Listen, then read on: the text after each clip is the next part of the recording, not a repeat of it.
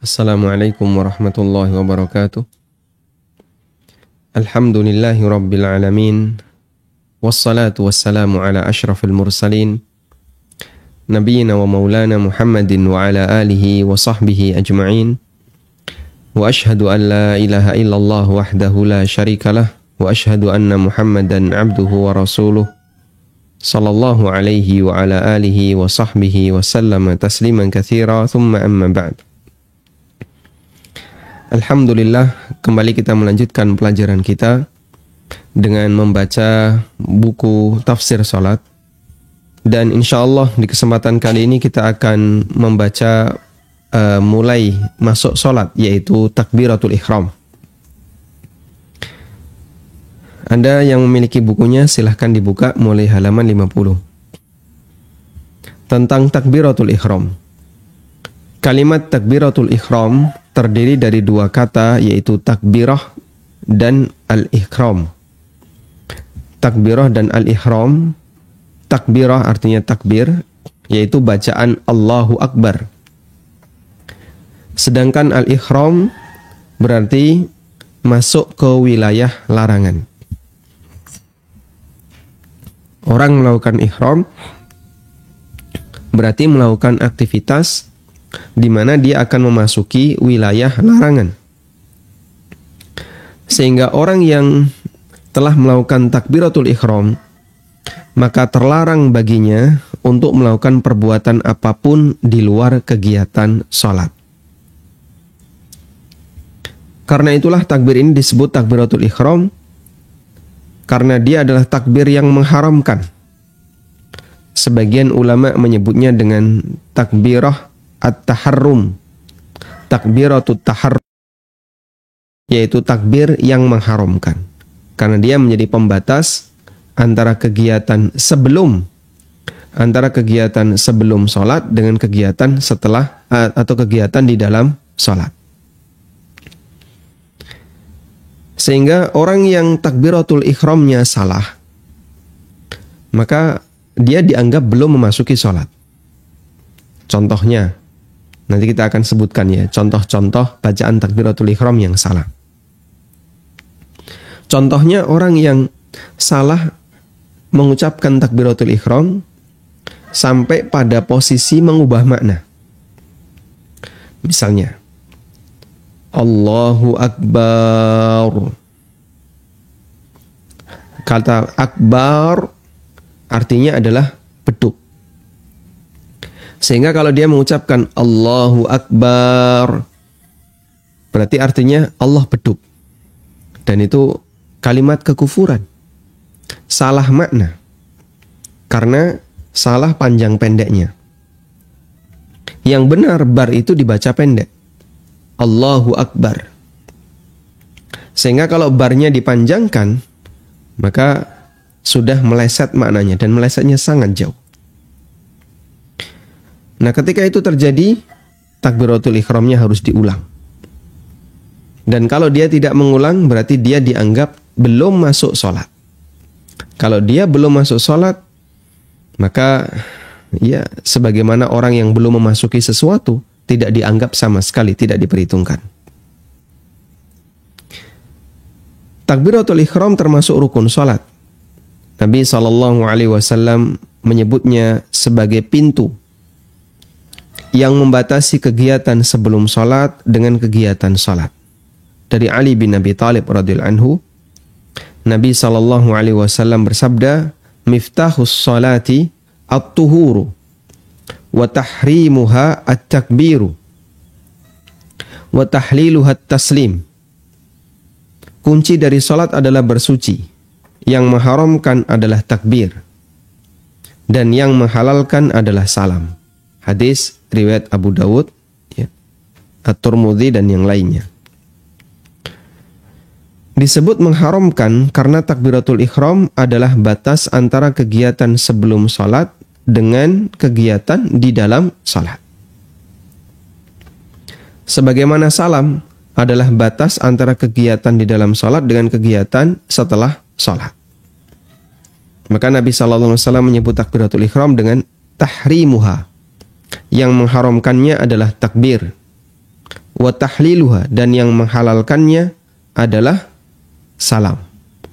Wa tahrimuha takbir wa tahliluha taslim. Yang mengharamkannya adalah takbir, sedangkan yang menghalalkannya adalah salam. Badruddin Al-Aini dalam Syarah Sunan Abi Dawud, beliau menjelaskan, wa tahrimuha takbir ay tahrimus salati al-ityanu bit takbir. Makna kalimat yang mengharamkan adalah takbir, maksudnya adalah yang mengharamkan salat adalah ucapan takbiratul ihram. Ka'annal musalli bit takbir wad dukhuli fiha sara mamnu'an minal kalam. Karena ketika orang yang salat itu sudah masuk salat dengan bertakbir, maka dia terlarang baginya untuk bicara. Wal af'al al-kharija an kalamis salah wa af'aliha. Dan terlarang baginya untuk melakukan perbuatan di luar bacaan-bacaan salat dan praktek salat. Faqila lit takbir tahrimun. Maka takbir ini disebut dengan tahrim liman'ihil musalli min dzalika. Karena dia menghalangi orang yang salat dari semua kegiatan itu. Walihada summiyat takbiratul ihrami ay al-ihramu bis salah. Karena itulah disebut dengan takbiratul ihram untuk mengharamkan perbuatan di luar salat. Orang yang belum melakukan takbiratul ihram sama seperti orang yang belum masuk salat, sehingga salatnya batal. Termasuk diantaranya adalah orang yang tidak memenuhi syarat sah takbiratul ihram. Sehingga kita perlu memperhatikan, ada kondisi di mana disebut sebagai syarat sah takbiratul ihram. Sehingga ketika takbiratul ihramnya tidak memenuhi syarat sah ini, maka takbiratul ihramnya statusnya batal. Dan kalau takbiratul ihram statusnya batal, maka dia belum dianggap masuk sholat. Dan kalau belum dianggap masuk sholat, ya sholatnya batal, tidak dinilai. Sehingga takbiratul ihramnya harus diulangi. Baik, sebelum kita membahas tentang syarat takbiratul ihram, terlebih dahulu kita akan membaca satu catatan ya. Sebenarnya takbiratul ihram itu yang mana sih? Baik, Anda garis bawahi, yang dimaksud takbiratul ihram adalah ucapan Allahu Akbar dan bukan mengangkat tangan ketika takbiratul ihram. Mengangkat tangan ketika takbiratul ihram ini sifatnya anjuran dan tidak wajib. Sehingga kalau misalnya ada orang yang salat Allahu Akbar, langsung sedekap. Allahu Akbar, langsung sedekap. Dia sama sekali tidak mengucapkan atau dia sama sekali tidak mengangkat tangan. Sahkah salatnya? Jawabannya sah. Orang yang melakukan takbiratul ihram tanpa mengangkat tangan, tapi dia mengucapkan Allahu Akbar, langsung sedekap, salatnya sah. Mengangkat tangan ketika takbiratul ihram dianjurkan dan tidak wajib. Imam Ibnu Utsaimin rahimahullah mengatakan, raf'ul yadaini 'inda takbiratul ihram wa 'inda ar-ruku'i wa 'inda ar-raf'i minhu wa 'inda al-qiyam min at-tasyahhudil awwali sunnatun. Mengangkat tangan ketika takbiratul ihram, ketika ruku', ketika i'tidal, dan ketika bangkit ke rakaat yang ketiga dari tasyahud awal, semua itu hukumnya sunnah dan tidak wajib. Selanjutnya kita akan bahas tentang syarat sah takbiratul ihram. Di antara syarat sah takbiratul ihram yang sering dilanggar adalah dilakukan dalam posisi berdiri untuk sholat wajib. Di antara syarat sah takbiratul ihram harus dilakukan dalam posisi berdiri untuk sholat wajib. Kalau sholat sunnah boleh sambil duduk. Sementara untuk sholat sunnah takbiratul ihram bisa dilakukan dengan posisi duduk. Sebagaimana sholat bisa dilakukan, sholat sunnah maksud saya, Anda bisa tambahkan ya. Sebagaimana sholat sunnah bisa dilakukan sambil duduk. Baik yang punya uzur maupun yang tidak punya uzur. Al-Jaziri menyebutkan ketentuan dalam mazhab Syafi'iyah, fa in ata bil ihrami fi salatil fardhi halal inhina fa in kana ila al qiyami aqrab fa innaha tasihhu wa in kana ila ar-ruku'i aqrab fa innaha la tasihhu wifaqan lil Hanafiyah wal Hanabilah. Jika orang melakukan takbiratul ihram untuk salat wajib dengan kondisi al-inhina, sambil nunduk, jika menunduknya lebih dekat ke posisi berdiri, maka takbiratul ihramnya sah. Tapi jika lebih dekat ke posisi ruku', maka takbiratul ihramnya tidak sah. Sesuai dengan pendapat Hanafiyah dan Hambali. Ya. Sehingga misalnya ini posisi ruku' ya. Takbiratul ruku' yang sempurna seperti ini. Dah? Dia takbiratul ihramnya sambil miring gini. Kalau dia lebih dekat ke posisi berdiri, menurut pendapat Syafi'iyah, Hambali dan Hanafiyah masih dinilai sah. Tapi kalau lebih dekat ke posisi ruku', maka takbiratul ihramnya batal dan nanti wajib diulang. Nah, kita kasih contoh. Contoh bentuk pelanggaran dalam masalah ini adalah makmum yang hendak mengejar rukuknya imam sehingga dia melakukan takbiratul ihram sambil bergerak rukuk. Artinya dia melakukan takbiratul ihram tidak dalam posisi berdiri. Dan kasus ini cukup banyak. Sehingga dia ingin dapat 1 rakaat bersama imam, Allahu Akbar. Dia takbir sambil bergerak turun. Allahu Akbar. Lalu dia ruku.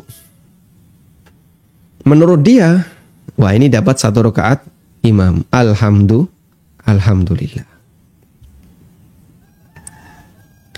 Ternyata takbiratul ihramnya lebih dekat ke ruku. Selesai salam, diingatkan sama ustadz. Kamu tadi takbiratul ihramnya gimana? Kayak gini. Salatmu batal. Terus gimana, Mas? Ya harus diulangi dari awal. Aduh, malah rugi 4 rakaat ya. Kalau tadi misalnya dia sempurna, berdiri Allahu Akbar, lalu baru turun ruku, dia mungkin cuman ganti 1 rakaat. Karena ini salatnya batal, maka dia harus ganti berapa? 4 rakaat. Nah, dan itu sering terjadi sehingga dia melakukan takbiratul ihram sambil bergerak ruku'. Artinya dia melakukan takbiratul ihram tidak dalam posisi berdiri. Dan ini menurut pendapat tadi Syafi'iyah, Hambali dan Hanafiyah hukumnya batal. Selanjutnya, cara mengangkat tangan ketika takbiratul ihram. Di sini ada sunnah tanawwu. Dan Anda bisa lakukan secara bergantian. Yang pertama adalah ada 3 cara mengangkat tangan ketika takbiratul ihram. Jika dilihat dari kombinasi dengan ucapan atau dengan bacaan Allahu Akbar. Yang pertama, mengangkat tangan bersamaan dengan takbiratul ihram. Allahu Akbar. Dari Ibnu Umar radhiyallahu anhu, beliau menceritakan, ra'aitun nabiyya sallallahu alaihi wasallam iftatahat takbirah fis shalah farafa'a yadayhi hina yukabbiru. Saya melihat Nabi sallallahu alaihi wasallam memulai takbiratul ihram ketika salat. Beliau mengangkat kedua tangannya hina yukabbiru, ketika beliau bertakbir. Sehingga yang dilakukan adalah bersamaan antara mengangkat tangan dengan bacaan takbir. Allahu Akbar. Yang kedua, mengangkat tangan sebelum membaca takbir. Dari Ibnu Umar radhiyallahu anhu, kana Rasulullah sallallahu alaihi wasallam idza qama lis-salati rafa'a yadayhi hatta takuna hadwa mankibaihi thumma kabbara. Apabila Rasulullah sallallahu alaihi wasallam mulai salat, beliau mengangkat tangan terlebih dahulu setinggi pundak, thumma kabbara, kemudian kalimat ini menunjukkan alat tarahi, ada apa? Ada jeda. Kemudian beliau membaca takbir. Allahu Akbar. Sehingga tidak bersamaan. Kalau tadi Allahu Akbar. Kalau ini mengangkat tangan dulu. Allahu Akbar. Yang ketiga, mengangkat tangan setelah membaca takbir. Berdasarkan hadis dari Malik Ibnul Khuwairits. Sahabat Malik Ibnul Khuwairits inilah yang meriwayatkan hadis Sallu kama ra'aitumuni usalli. Sahabat Malik bin Khuwairits mengatakan, anna Rasulullah sallallahu alaihi wasallam kana idza kabbara rafa'a yadayhi. Rasulullah sallallahu alaihi wasallam kana idza kabbara, ketika usai takbir beliau mengangkat tangannya. Sehingga beliau melakukan Allahu Akbar, kemudian baru mengangkat tangan. Abu Kilabah melihat Malik Ibnul Khuwairits melakukan sholat. Beliau bertakbir kemudian mengangkat tangannya. Cara yang ketiga ini merupakan salah satu pendapat dalam mazhab Hanafiyah. Allahu Akbar. Sehingga ada 3 kombinasi tadi ya. Ada 3 kombinasi. Pertama apa tadi? Bareng Allahu Akbar. Yang kedua, kombinasi yang kedua, mengangkat tangan dulu, baru takbiratul ihram. Allahu Akbar. Yang ketiga, bertakbir dulu baru mengangkat tangan. Allahu Akbar. Dan ketiga-tiganya sesuai sunnah Nabi SAW. Dan sekali lagi ini termasuk di antara sunnah tanawwu. Salah satu manfaat mengetahui hal ini adalah kita akan berpikir terlebih dahulu ketika kita hendak bertakbir. Untuk memilih bentuk takbir mana yang akan kita lakukan. Sehingga kita melestarikan semua sunnah Nabi Sallallahu Alaihi Wasallam. Baik. Anda bisa lakukan selang-seling, misalnya sholat qobliyah zuhur, nanti sholat duha. Mau sholat duha berapa rakaat? Mau 6 rakaat. 2 rakaat yang pertama, Allahu Akbar. Rakaat yang kedua, atau 2 rakaat yang kedua, sholat duha yang kedua, bareng Allahu Akbar. Sholat duha yang ketiga, Allahu Akbar. Sekarang kita akan lihat cara takbir mengejar ruku'.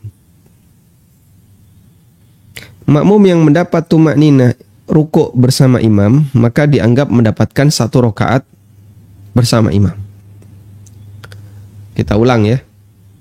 Makmum yang mendapat tumakninah ruku'nya imam, dia ruku' bersama dengan tumakninahnya ruku'nya imam, maka dia mendapatkan 1 rakaat. Ini berdasarkan keterangan Ibnu Umar radhiyallahu anhu. Beliau mengatakan, "Man adrakal imama raki'an, farafa'a qabla an yarfa'al imamu ra'sah, faqad adraka tilka raka'ah." Makmum masbuk yang menjumpai imam sedang ruku'. Man adrakal imama raki'an. Makmum masbuk yang menjumpai imam sedang ruku'. Faraka'a, lalu dia ikut ruku'. Qabla an yarfa'al imamu ra'sahu, sebelum imam mengangkat kepalanya. Sebelum imam bangkit i'tidal. Faqad adrakatil raka'ah, maka dia telah mendapatkan rakaat itu. Ada orang masbuk Jumatan. Dia datang di rakaat yang kedua. Begitu dia sampai di shaf, imamnya ruku'. Lalu dia Allahu Akbar, terus ruku'. Berarti dia mendapatkan berapa? 1 rakaat Jumatan.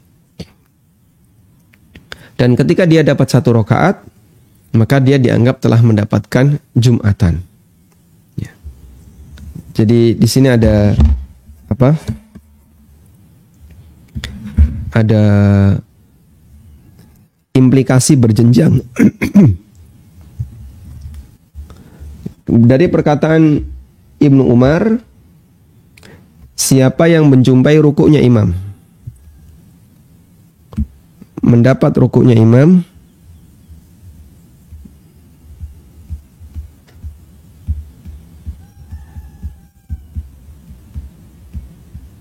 sama dengan apa? Mendapat 1 rakaat imam. Mendapat 1 rakaat imam. Kemudian ada sebuah hadis di mana Nabi SAW bersabda, "Man adraka rak'atan faqad adrakas shalah." Ini hadis yang berbeda ya. Ini perkataan Ibnu Umar. Ada sebuah hadis, "Man adraka rak'atan faqad adrakas shalah." Barang siapa yang mendapatkan 1 rakaat, faqad adrakas shalah.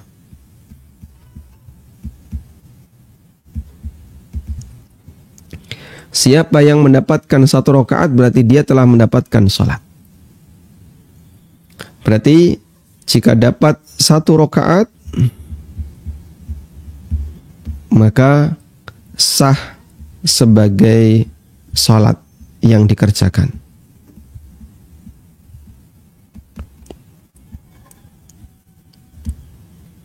Contoh misalnya. Contohnya ya. Jumatan, ini yang kelihatan Jumatan. Ada makmum masbuk yang Jumatan.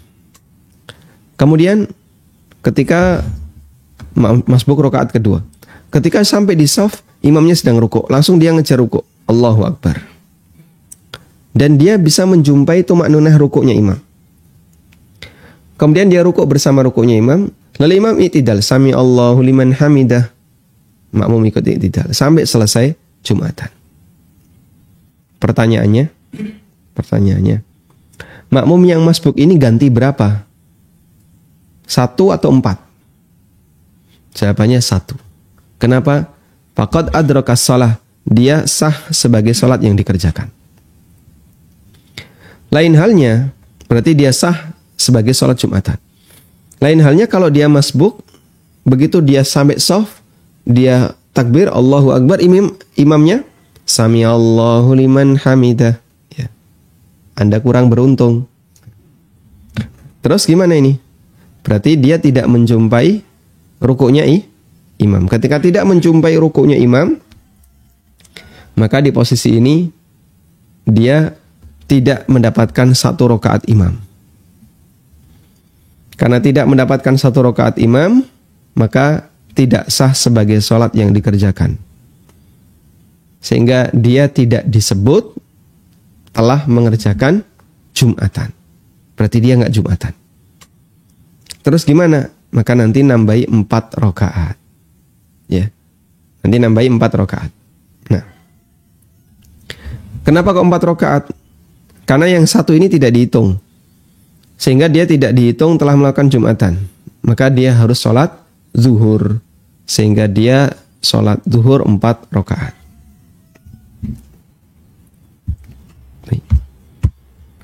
Selanjutnya, cara takbir mengejar rukuk tadi sudah ya, sampai di perkataan Ibnu Umar. Jika ada makmum masbuk yang ingin mengejar rukuknya imam, apakah dia boleh sekali takbir ataukah harus 2 kali? Allahu Akbar, Allahu Akbar, ataukah boleh Allahu Akbar terus dia turun rukuk? Jika makmum melakukan 2 kali takbir, yaitu takbiratul ihram dan takbir rukuk, maka itu yang terbaik dan ulama sepakat sholatnya sah. Bagaimana jika makmum hanya melakukan sekali takbir? Melakukan sekali takbir berarti takbiratul ihram saja, sementara bergerak rukuknya tidak diiringi dengan takbir. Bolehkah semacam ini? Ulama berbeda pendapat. Ada khilaf di antara ulama. Ibnul Mundir menyebutkannya dalam Al-Ishraf ala Madzahibil Ulama. Yang pertama, beliau mengatakan hukumnya boleh dan sholatnya sah. Pendapat pertama mengatakan hukumnya boleh dan sholatnya sah. Ini merupakan pendapat yang diriwayatkan dari Ibnu Umar dan Zaid bin Thabit. Ibnu Umar dan Zaid bin Thabit.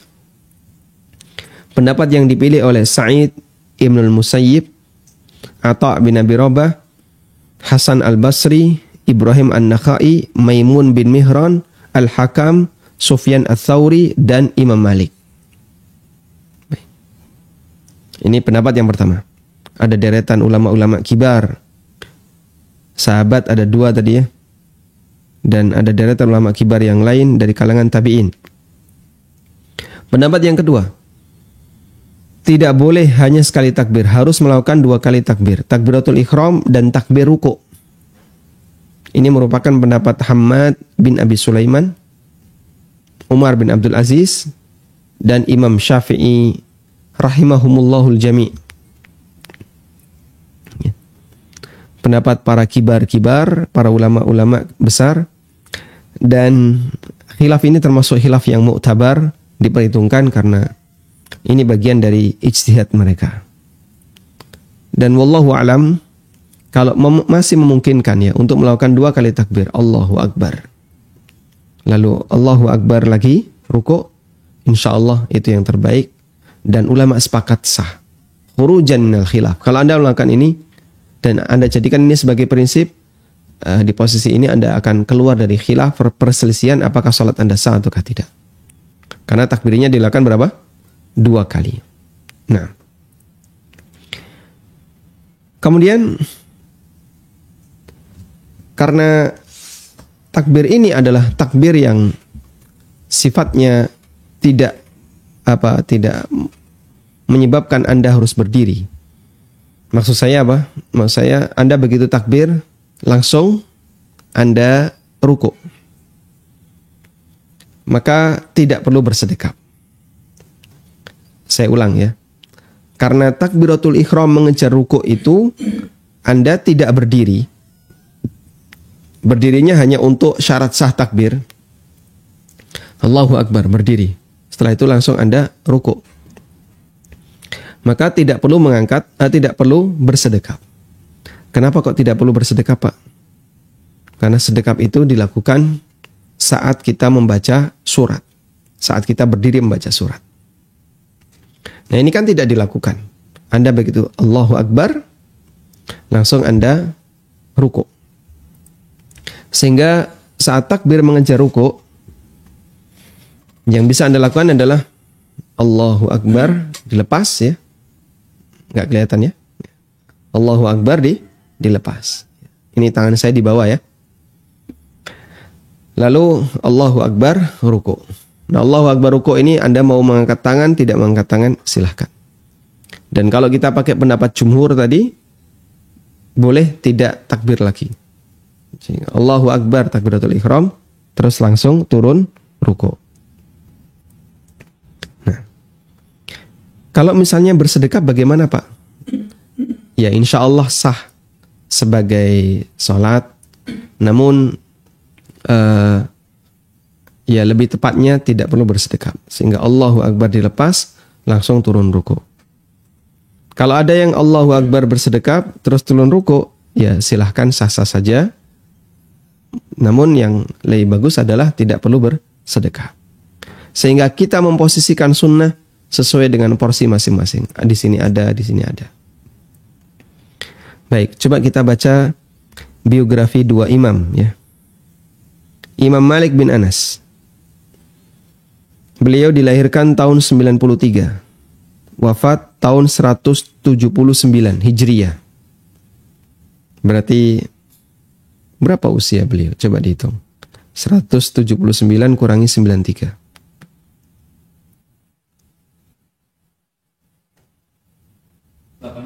86, Masya Allah. Termasuk di antara ulama yang usianya panjang. Sebagaimana Imam Ahmad, beliau juga usianya panjang.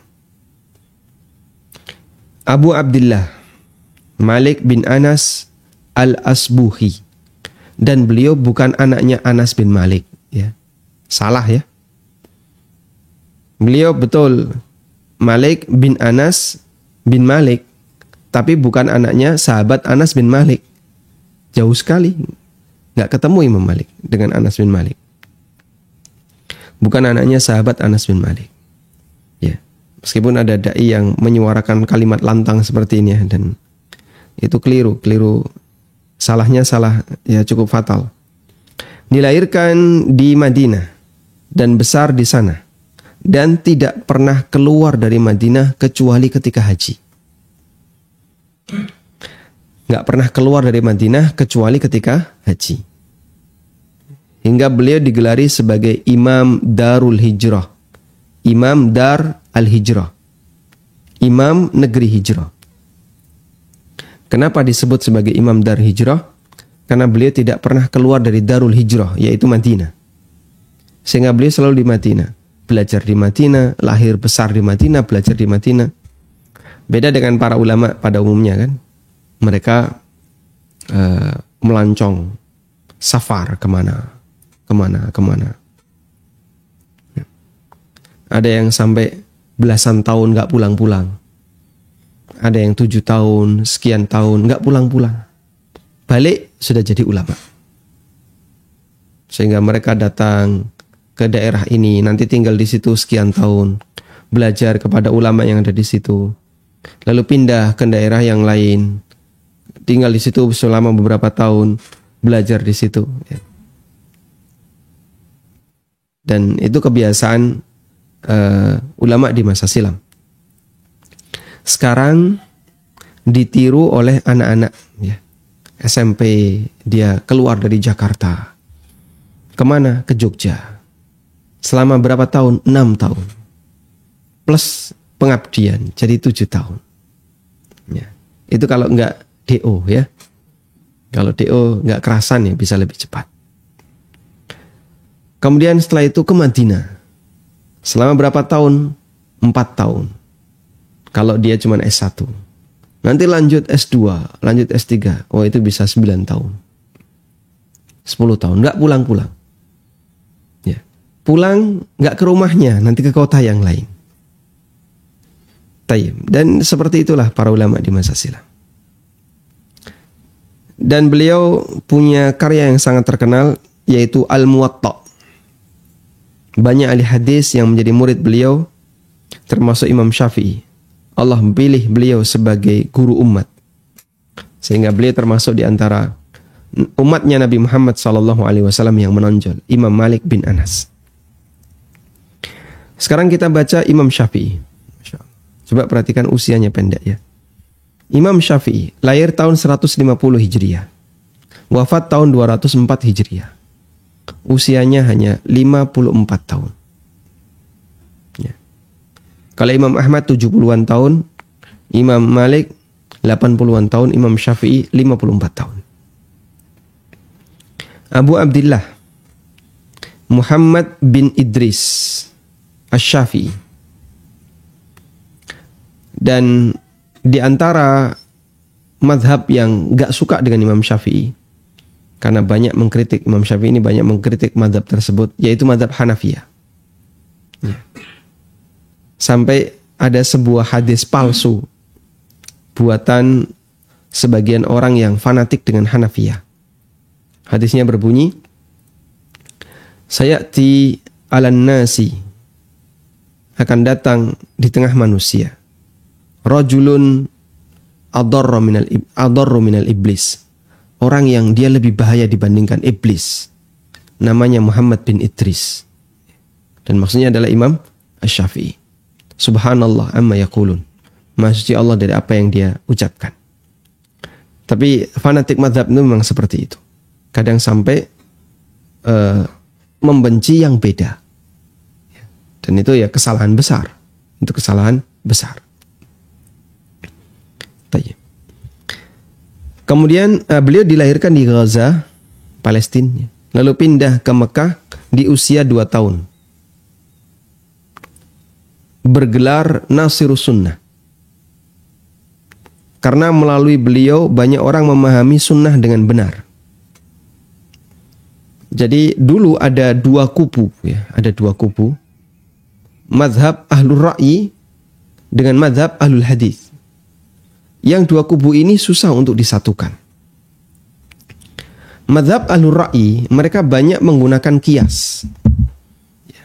kias. Penjelasannya lebih banyak ke arah kias. Dan itu adalah kubunya Hanafiyah yang ada di Kufah. Pusatnya ada di Kufah. Mazhab Ahlul Hadis kubunya ada di Madinah. Ya. Kubunya ada di Madinah. Guru besarnya adalah Imam Malik bin Anas dan beberapa ulama ahli hadis yang lainnya. Hingga ketika Imam Syafi'i, ketika Imam Syafi'i hadir, beliau memberikan satu jalan tengah, Masya Allah, yang diterima oleh kedua aliran ini. Ya. Ashabur Ra'yi dengan Ahlul Hadis. Imam Syafi'i bisa menjelaskan hadis dengan pendekatan Ashabur Ra'yi. Karena beliau pernah belajar kepada Muhammad bin Hasan Asy-Syaibani. Yang Muhammad bin Hasan ini adalah murid seniornya Abu Hanifah. Imam Syafi'i pernah belajar ke Muhammad bin Hasan Asy-Syaibani. Sehingga beliau bisa mendapatkan keterangan-keterangan dari para ahli usuli, para ahli usuliyun, ahli usul fikih dari mazhab Hanafiyah. Dari situ dipakai untuk menjelaskan hadis yang dimiliki oleh para ahli hadis. Ya. Sehingga mereka bisa saling melengkapi. Di saat itulah beliau dikenal sebagai Nasirus Sunnah. Nasirus Sunnah, pembela sunnah Nabi sallallahu alaihi wasallam.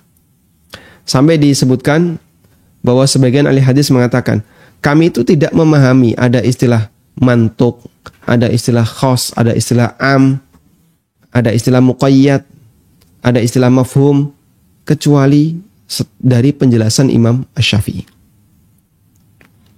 Sehingga beliau tulis sebuah buku usul fikih, ya, yang menurut para ahli sejarah kitab usul fikih adalah ini buku usul fikih pertama di dunia, yaitu bukunya Imam Syafi'i yang berjudul Ar-Risalah, dan itu dicetak bersama dengan kitab Al-Um. Tayyib. Kemudian pendapat beliau banyak dijadikan rujukan, sehingga beliau merupakan salah satu guru besar kaum muslimin. Dan Indonesia termasuk di antara yang mengambil mazhabnya Imam Asy-Syafi'i. Juga di negara yang lain banyak. Yaman Imam Syafi'i, Suriah Syafi'i, ya, Mesir juga dominan Syafi'iyah, meskipun ada juga yang Malikiyah. Wallahu a'lam. Seperti inilah bintang-bintang yang bisa kita jadikan sebagai panutan, ya. Ada Imam Ahmad, Imam Asy-Syafi'i, Imam Malik, Imam Abu Hanifah. Dan mereka ini rata-rata adalah orang yang yatim, ya. Imam Ahmad dan Imam Syafi'i anak yatim sejak kecil. Bahkan sejak masih di kandungan Imam Ahmad. Nah. Wallahu ta'ala alam. Demikian yang bisa kita sampaikan, semoga bermanfaat. Dan insya Allah di kesempatan berikutnya kita akan membaca tentang bagaimana melantunkan lafaz takbir yang benar. Wa sallallahu ala nabiyyina Muhammadin wa ala alihi wa sahbihi wa sallam wa akhiru da'wana anil hamdulillahi rabbil alamin. Selanjutnya kami persilahkan. Salurkan donasi Anda. Tidak ada satupun di antara sahabat Nabi SAW yang punya kemampuan kecuali mereka wakaf Untuk pembangunan SDTI MIPS melalui rekening Bank Syariah Mandiri, kode bank 451, nomor rekening 7441049999 atas nama Yayasan Amal Abadi Indonesia. Info donasi 082 12345 7441. Semoga Allah Subhanahu wa taala memberikan keberkahan dan kemudahan. Wassallallahu ala nabiyyina Muhammadin wa ala alihi wa sahbihi wasallam. Wa akhiru da'wana anil hamdulillahi rabbil alamin. Wassalamualaikum. Nah. Baik, silahkan.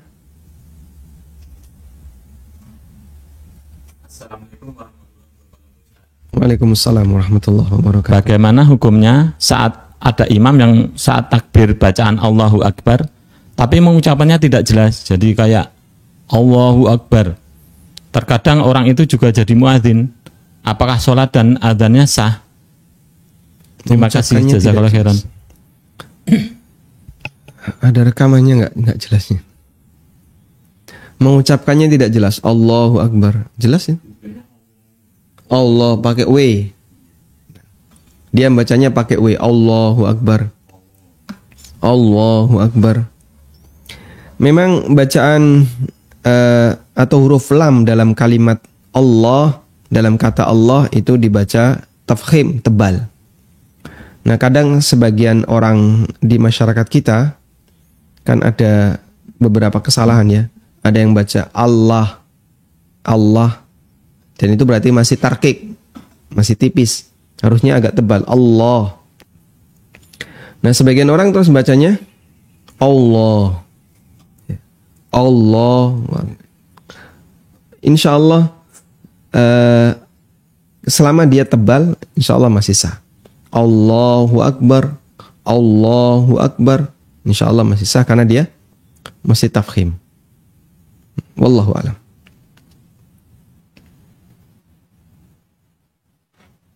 Baik, silahkan. Halo, Assalamualaikum. Waalaikumsalam warahmatullahi. Silahkan. Mau nanya Ustaz, misalnya tadi kita tuh masbuk, terus ketemu imamnya tuh udah ruku. Kita kan tadi menurut Ustaz tadi takbiratul ihram, terus yang lebih baik adalah takbir intikal langsung ikut ruku. Nah, yang saya tanya ini adalah apakah kita setelah takbiratul ihram itu kita tetap bersedekap terus baca Al-Fatihah dengan yang dicepatkan, walaupun nanti mungkin agak ketinggalan sama imamnya, mungkin udah Sami Allahu liman hamidah gitu. Yang penting kita dapat sama imam tuh 1 rakaat dan plus kita dapat baca Al-Fatihah. Itu yang saya dapat penjelasan dari selama ini dari kecil gitu, Ustadz. Apakah langsung kita ikut ruku atau kita cepat-cepat baca Al-Fatihah sebelum ruku? Imamnya itu sudah ruku? Udah, imamnya tuh udah ruku tapi belum iktidal. Belum iktidal. Jadi kita masih dapat lah insya Allah 1 rakaat.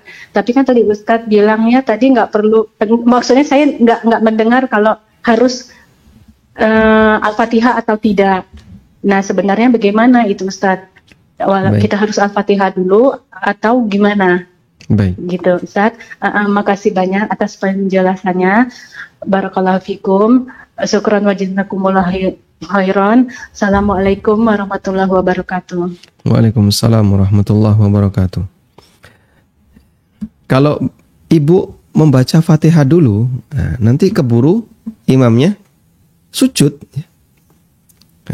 Sami Allahu liman hamidah kan biasanya nggak panjang tuh, terus Allahu Akbar sujud. Sementara Anda di posisi masih berdiri membaca Fatihah. Karena Fatihah relatif panjang. Kecuali kalau Fatihahnya dibuat rusak, itu mungkin bisa. Gimana? Bacanya cepat sekali. Alhamdulillahirabbil alamin, amin ya.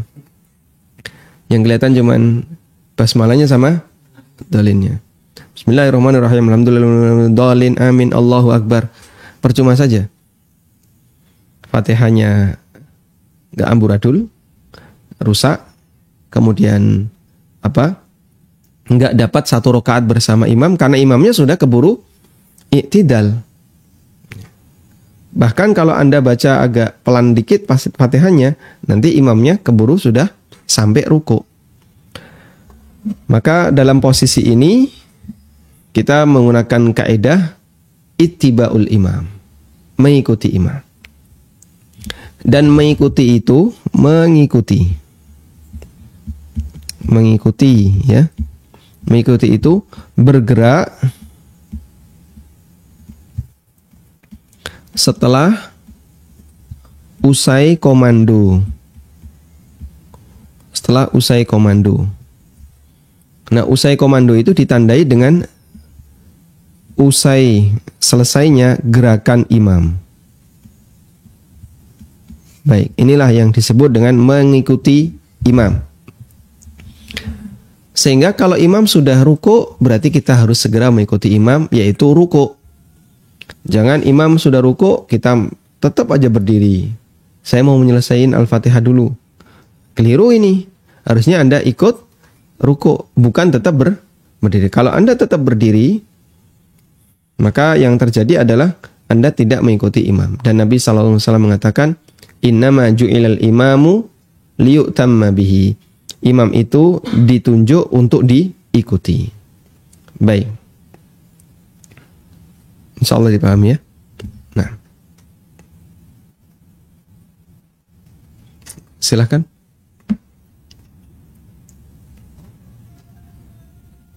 Bismillah. Assalamualaikum Ustaz. Waalaikumsalam warahmatullahi. Kalau wanita lagi di penghujung masa haid terus kena sakit yang tidak memungkinkan atau terkena air, contoh habis operasi, sakit campak dan sejenisnya, terus dia selesai masa haidnya, dia mandi wajib tapi masih sakit, gimana Ustadz solusinya? Sedangkan dia ingin melaksanakan sholat. Syukron, jazakallahu khair. Wa jazakallahu khairan. Mandi wajib tapi masih sakit. Baik. Mungkin pertanyaan yang lebih tepat, bolehkah tidak mandi wajib? Allah Subhanahu wa taala menjelaskan dalam Al-Qur'an di surat Al-Maidah, juga ada di surat An-Nisa, tentang tata cara bersuci. Bersuci itu ada dua ya. Taharah itu ada dua. Ada taharah asliyah. Taharah asliyah adalah taharah yang menggunakan air, medianya air. Nah ini ada dua, ada wudu, ada satunya apa? Mandi. Kita bisa memahami ini untuk hadas kecil, ini untuk hadas kecil, ini untuk hadas besar. Gini ya. Betul tandanya, besar kecil. Baik. Menggunakan taharah asliyah untuk hadas kecil, wudu, hadas besarnya mandi. Yang kedua adalah taharah badaliyah. Taharah badaliyah.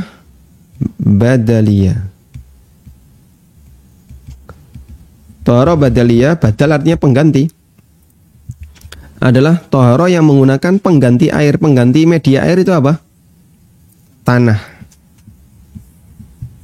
Nah ini cuma satu, yaitu tayamum.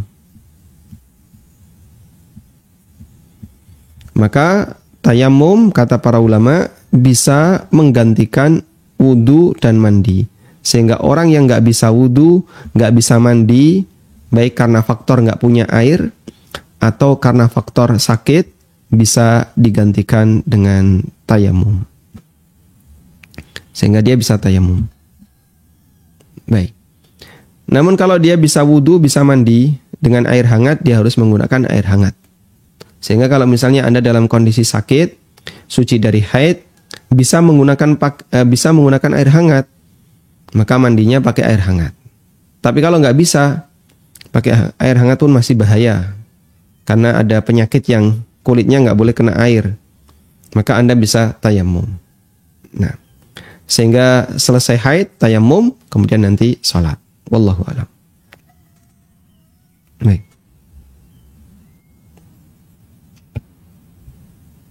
Ustadz, berapakah lama ukuran mendapatkan rukuknya iman? Ada yang mengatakan seukuran subhanallah wa bihamdi. Subhanallahil azim. Apakah bisa seperti Ustadz? Syukron. Intinya makmum ini bisa dapat tumak ninah bersama tumak ninah rukuknya imam. Ya. Sehingga misalnya imam membaca subhanallah wa bihamdi, subhanallahil azim, subhana rabbiyal azim, subhana rabbiyal azim, subhana rabbiyal azim sebanyak 3 kali. Ada yang ngasih tambahan subhana rabbiyal azim wa bihamdi, subhana rabbiyal azim wa bihamdi 3 kali. Makmum ini gabung. Imam sedang rukuk. Imam dalam posisi rukuk. Subhana rabbiyal azim. Lalu makmum Allahu akbar. Subhana rabbiyal azim. Dia dapat 1, makmum dapat 1, imamnya i'tidal. Sami Allahu liman hamidah. Insyaallah masih sah. Sebagai 1 rakaat bersama imam. Intinya adalah dia mendapatkan tumak ninah rukuknya imam ketika dia di posisi rukuk. Jadi makmum rukuk, dia dapat tumak ninah bersama tumak ninah rukuknya imam. Wallahu a'lam. Baik. Silahkan. Halo. Silahkan Bapak. Halo. Assalamualaikum. Waalaikumsalam warahmatullahi. Sebelumnya mohon maaf Pak, volume televisinya bisa dikecilkan? Iya. Baik. Silakan, Bapak sudah terhubung. Begini,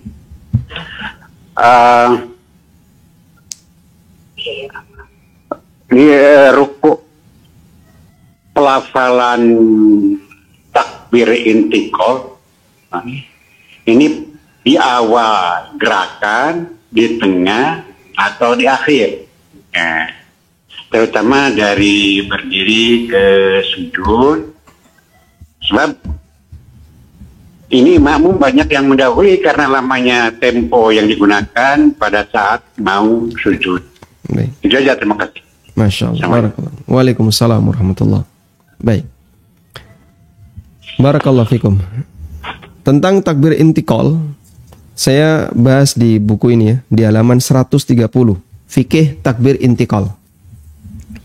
Jadi setelah kita membahas masalah bacaan Fatihah sampai amin, kemudian memilih surat setelah Al-Fatihah, lalu kita akan bahas tentang bagaimana cara takbir intikal yang benar. Di sini saya sebutkan di halaman 130, kemudian di penjelasan di halaman 132. Ada keterangan tentang kapan takbir intikal dilakukan. Di halaman 132. Saya bacakan Pak ya. Jadi kita lompat dulu materinya agak jauh untuk menjawab pertanyaan Bapak. Sebagaimana namanya? Takbir intikal, artinya takbir perpindahan. Sehingga takbir ini dilakukan ketika bergerak dari satu rukun ke rukun berikutnya. Ada di halaman 132. Takbir ini dilakukan ketika proses bergerak dari satu rukun ke rukun berikutnya. An-Nawawi mengatakan, wa qawluhu yukabbiru hina yahwi, keterangan Abu Hurairah bahwasanya Nabi SAW bertakbir ketika turun sujud. Kemudian beliau bertakbir summa yukabbiru hina yarfa'u, kemudian beliau bertakbir ketika bangkit dari sujud. Ini dari hadis Abu Hurairah, kata An-Nawawi, hadza dalilun ala muqaranati takbir li hadhil harakat. Ini merupakan dalil bahwa takbir itu mengiringi gerakan-gerakan tersebut. Sehingga takbir intikal itu dibaca di proses perpindahan. Allahu Akbar. Sami'allahu liman hamidah. Allahu Akbar.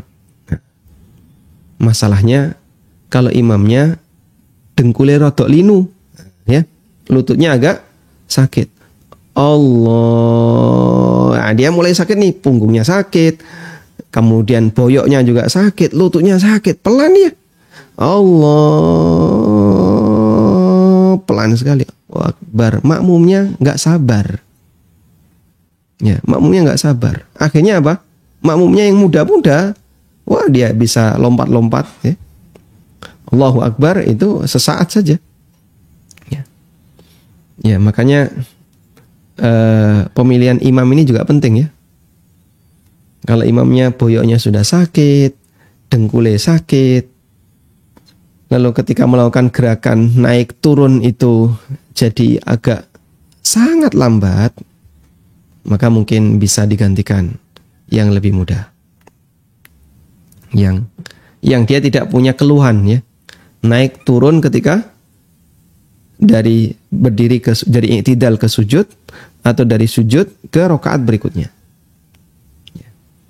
Makanya jadi panjang itu gara-garanya imam gerakannya sangat lambat. Dari sujud duduk di antara duduk istirahat. Lalu dia bangkit. Allah, wah itu sambilnya kelip boyok ya. Akhirnya Allahnya panjang. Allahu Akbar. Makmum nggak sabar, mereka karena lebih muda gerakannya lebih cepat. Ya, ini cuplikan yang bisa saya berikan terkait takbir intikal itu dilakukan kapan? Jawabannya adalah dilakukan bersamaan dengan gerakan perpindahan. Wallahu a'lam. Silahkan. Halo. Baik, assalamualaikum. Ustadz, saya Aji Gun dari kota Jakarta. Ustadz, anak hijrah 2 tahun yang lalu pernah menjual item yaitu Pokemon. Saya kira tidak apa-apa, dan dari situ saya mulai setelah lama saya baru tahu kalau seperti item game saya bukan itu melanggar TOS Nintendo. Nah, setelah itu saya langsung berhenti ubah. Namun saya sudah memberikan uang dari situ. Saya ingat ada seorang muslim berjanji. Namun saya tidak bisa mengembalikan apa yang sudah Nintendo berarti tukang kamu. Karena kalau mengembalikannya gimana saya juga tidak tahu. Akhirnya saya mereka untuk mengatasi hal ini. Mereka menjawab dalam mohon maaf Bapak. Uang yang diberikan politik di atas adalah milikmu dan Nintendo tidak punya urusan dengan hal itu. Pertanyaannya, apakah yang saya hasilkan itu halal bermanfaat untuk cari usaha baik kebutuhan hidup? Baik, sebentar. Coba. Nah, sudah selesai. Baik. Pertanyaan Bapak di WA ada ya? Karena teleponnya putus-putus. Baik. Ada. Ada juga. Coba dibacakan Pak Tri. Singkat saja. Ya. Panjang tapi tadi itu. Panjang. Jadi Ustadz dulu Ana sebelum hijrah 2 tahun yang lalu pernah menjual item game yaitu Pokemon. Oh gitu. Saya kira dulu tidak apa-apa dan dari situ mulai ngaji sunnah. Setelah lama ternyata saya baru tahu kalau jual beli item game itu melanggar TOS-nya Nintendo. TOS itu apa? Kurang tahu saya itu. Intinya aturan yang ada di situ. Ya, aturan. Alhasil setelah itu saya langsung berhenti dan tobat. Kemudian saya sudah menghasilkan uang lumayan banyak. Baik, cukup insya Allah ya. Tayyib. Tentang hukum jual beli sesuatu yang tidak boleh dijual, baik karena itu bagian dari aturan main di sana atau karena itu adalah hak milik orang lain yang sebenarnya tidak boleh dijual. Seperti yang kita tahu, ada banyak properti digital yang nggak boleh dijual. Contohnya akun medsos itu nggak boleh dijual. Ada aturan ya. Anda buat akun Facebook, lalu dibuat rame, setelah rame jual. Kemudian Instagram juga sama, setelah rame dijual. Kayak gitu nggak boleh ya. Ada aturan bahwasanya menjual akun hukumnya dilarang. Nah, karena akun ini pada asalnya adalah gratis dan Anda tidak boleh memperjualbelikan akun itu, maka orang yang melakukan transaksi ini berarti dia memperjualbelikan hak milik orang lain yang sudah dilarang oleh pemiliknya. Pemilik dalam hal ini adalah Facebook. Ya. Ada satu hadis yang kita bisa jadikan sebagai acuan. Al-muslimuna syuraka'u fi thalath. Muslim itu mereka kongsi dalam 3 hal. Lalu Nabi SAW menyebutkan fil ma'i wan nari wal kala. Mereka kongsi untuk memiliki bersama, yaitu 3 objek, air, api, dan rerumputan. Air di sungai atau di laut, siapapun boleh ngambil. Boleh nggak misalnya orang mengkapling? Pokoknya sungai dari wilayah ini sampai wilayah ini punya saya. Siapa yang ngambil kerikil di situ bayar ke saya. Nggak boleh. Kamu nggak punya hak. Sungai ini milik umum. Siapapun boleh dan berhak untuk mengambilnya. Demikian pula api. Api yang dimaksud di sini adalah misalnya ada api di mana misalnya di gunung berapi, keluar api atau apa. Orang boleh mengambil. Termasuk bahan bakar dia boleh mengambil. Selama itu masih menjadi milik umum. Al-kala, rerumputan juga demikian. Ada rerumputan di padang rumput misalnya. Orang ngambil silahkan bebas. Sehingga benda-benda yang dia menjadi milik umum tidak boleh dikapling oleh orang lain. Dengan cara dibatasi siapa yang ngambil ini milik saya. Nah termasuk diantaranya adalah akun medsos ya. itu oleh pemiliknya, silahkan siapapun mau buat akun di sini silahkan. Namun jangan dijual. Sehingga kalau ada orang ingin buat akun, ya silahkan diajari dia untuk buat akun. Tapi kamu jangan menjual akun kamu ke dia, tidak boleh. Tayyib. Nah, termasuk juga misalnya dalam satu fitur game ada apa tadi namanya? Ada apa, jual senjata, jual apa namanya? Jual pelengkap-pelengkap agar gamenya itu bisa menang. Ya, kalau dalam aturan itu tidak boleh, ya tidak boleh dijual. Terus bagaimana kalau misalnya itu dilakukan sebelum tahu? Kalau belum tahu, maka kembali kepada hukum bahwa orang yang belum tahu tidak berlaku hukum.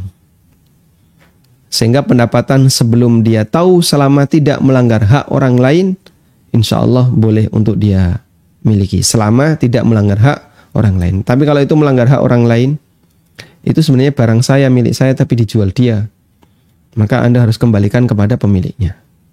Wallahu a'lam. Baik. Silakan.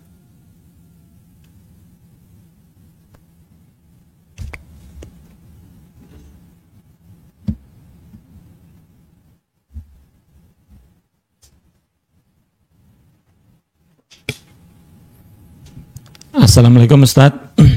Waalaikumsalam warahmatullahi. Jika kita jadi imam ada bacaan surat yang salah, tapi tidak ada jamaah yang mengingatkan, apakah kita perlu sujud sahwi?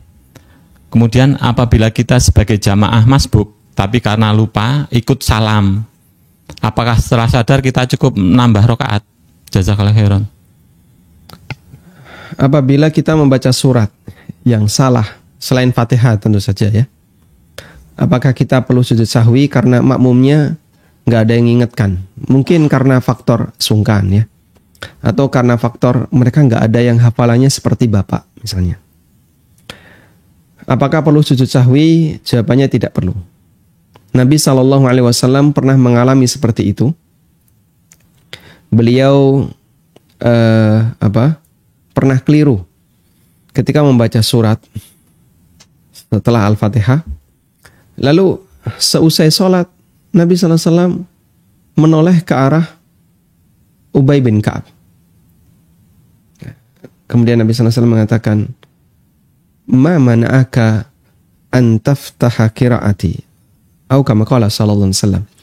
Apa yang menghalangimu sehingga kamu tadi tidak mengingatkan saya dalam bacaan yang saya baca? Kemudian jawab Ubay hafal.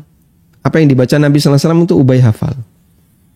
Tapi Ubay sungkan ya, segan mengingatkan bacaan Nabi SAW.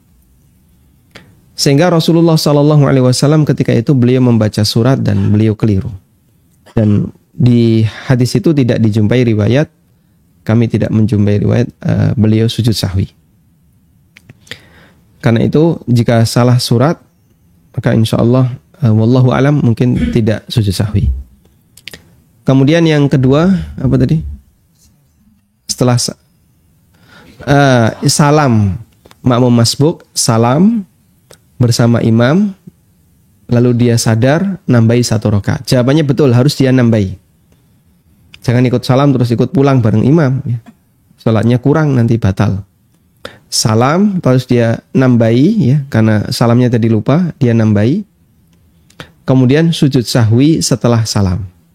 Jadi dia nambahi, lalu tasyahud akhir, kemudian salam, lalu sujud sahwi.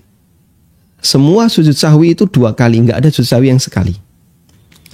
Sujud sahwi, sujud, duduk, sujud. Bacaannya apa? Anda nggak baca apapun, nggak apa-apa. Yang penting takbir aja. Allahu Akbar, Allahu Akbar, Allahu Akbar, Allahu Akbar. Duduk lagi. Terakhir sujud sahwi itu pasti duduk. Jadi kaidah dalam sujud sahwi ada 3 ya. Semua sujud sahwi pasti 2 kali. Nggak ada sujud sahwi sekali. Semua sujud sahwi pasti diakhiri dengan duduk. Nggak ada sujud sahwi terus manteng aja sujud, terus salam sambil posisi sujud, nggak ada. Sehingga sujud, duduk. Nah, semua sujud sahwi diakhiri dengan salam. Semua sujud sahwi diakhiri dengan salam. Sehingga sujud, duduk, assalamualaikum. Tadi sudah salam, meskipun tadi itu salam sholat, ini salam sujud sahwi. Sehingga sujud sahwi baik setelah salam maupun sebelum salam, semuanya ada salam. Kalau sebelum salam, berarti salamnya bareng dengan salam sholat. Kalau setelah salam tadi salam sholat, ini salam sujud sahwi. Dan masalah bacaannya, nggak ada bacaan khusus dalam sujud sahwi. Boleh membaca subhana rabbiyal a'la, Allahu akbar subhana rabbiyal a'la, Allahu akbar, nggak ada bacaan. Duduk, diam saja. Allahu akbar subhana rabbiyal a'la, Allahu akbar, duduk. Jangan baca tasyahud. Ini sudah selesai. Langsung assalamualaikum. Wallahu a'lam. Nah. Baik, silahkan. Halo, assalamualaikum. Waalaikumsalam warahmatullahi wabarakatuh. Mau nanya ini tentang biaya bank. Ini saya kan kalau transfer ke beda bank kan pasti ada kena biaya. Nah, misalnya saya meminjamkan seseorang, banknya beda, pasti kena biaya. Nah, dia mengembalikan ke saya itu plus biaya transfer yang saya keluarkan itu. Nah, itu apakah termasuk riba, Ustadz? Saya kan bisa transfer ke dia 6.500 kenanya. Misalnya 100.000 dia pinjam, jadi 100, dia ngembaliinnya 106.500. Padahal saya nggak minta. Pokoknya, tapi dia ngembaliin. Baik, cukup, insya Allah. Gitu. Nah, makasih Ustadz. Assalamualaikum warahmatullahi wabarakatuh. Waalaikumsalam warahmatullahi wabarakatuh. Pertama, apa hukum biaya admin untuk transfer beda bank? Jawabannya boleh, karena itu hak bank yang sudah memberikan jasa. Dia ngasih jasa berupa transfer antar bank, sehingga dia berhak dapat fee. Yang kedua, kalau terjadi transaksi utang piutang beda bank, biaya transfer ini tanggung jawab siapa? Ya, jawabannya adalah tanggung jawab yang menerima manfaat. Dan dalam akad utang piutang, yang menerima manfaat adalah orang yang berutang. Karena itu, dialah yang nanggung biaya transfer, bukan yang memberi utang. Sehingga kalau Anda mengutangi 1 juta, andaikan biaya transfernya 500.000, andai ya, saya berandai-andai ya. Andai biaya transfernya 500.000, maka yang nanggung biaya transfer adalah yang menerima utang. Sehingga dia bayar 1,5 juta. Duit Anda kembali utuh 1 juta, yang 500.000 itu haknya bank. Baik. Biaya transfer umumnya 6.500 ya, atau 7.000 misalnya. Sehingga Anda transfer, lalu nanti ketika dia mengembalikan, biaya transfer ditanggung oleh pihak yang menerima utang. Wallahu ta'ala alam.